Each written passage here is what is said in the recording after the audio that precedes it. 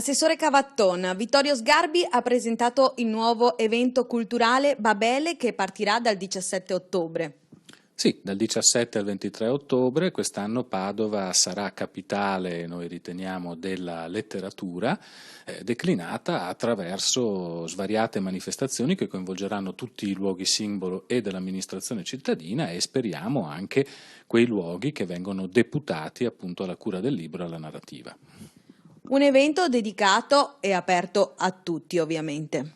La volontà dell'amministrazione è stata quella di ritenersi matura per promuovere in proprio, e quindi con i propri mezzi, i propri settori, un evento letterario qualificante la programmazione culturale senza, come era accaduto in passato, affidarlo a terzi che poi in qualche modo lo gestissero senza nessuna possibilità da parte del Comune di non soltanto interloquire sul programma, ma anche in qualche modo di sentirsi proprio il Comune ospite della manifestazione.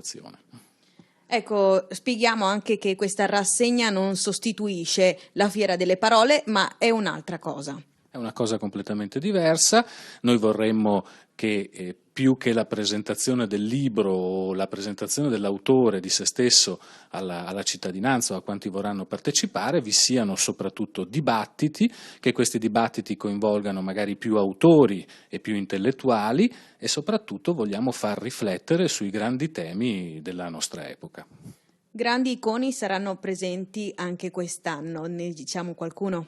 A cominciare dalla direzione artistica del professor Sgarbi. Io penso che come icona della cultura italiana sia già più che sufficiente, ma in ogni caso, come ha andato ripetendo anche il sindaco e lo stesso professor Sgarbi, non c'è nessuna steccato ideologico, anzi maggiore sarà la pluralità e maggiore saranno i grandi personaggi che in passato sono venuti in altri ambiti a Padova a parlare e fare cultura, verranno accolti dalla città a braccia aperte. Ci tengo a sottolineare che questa vuole essere anche un momento per non lanciare e nemmeno rilanciare, ma vorrei dire rendere sempre più visibile la grande fermento culturale in ambito letterario di Padova e del Veneto. Abbiamo autori molto importanti, ne cito soltanto alcuni, come Matteo Righetto, che ha fatto 7 edizioni con il suo romanzo La pelle dell'orso ed è padovano e adesso è uscito con un nuovo romanzo molto bello che apre gli occhi, ma penso anche a Franzoso, penso allo stesso Romolo Bugaro, penso a Giulio Mozzi.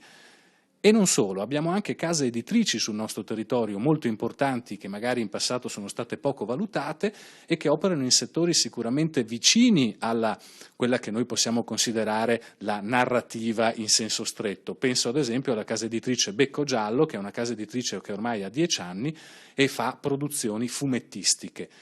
Ecco che vogliamo anche una sezione dedicata alla fumettistica all'interno della nostra Kermesse Babele, come vorrei una sezione dedicata al libro fuori catalogo, cioè quel libro non più ristampato dalle case editrici, ma che si costituisce una risorsa culturale da rivalutare e dà sicuramente un ambito di utenti che possono essere richiamati nella nostra Kermesse Babele. Ci saranno anche altri eventi culturali che si dedicheranno durante l'anno 2016. La volontà non è di parlare di letteratura soltanto dal 17 al 23 ottobre. Oltre al fatto che il Comune di Padova promuove la cultura a 360 gradi, anche gli eventi di natura letteraria saranno disseminati nel corso di tutto l'anno.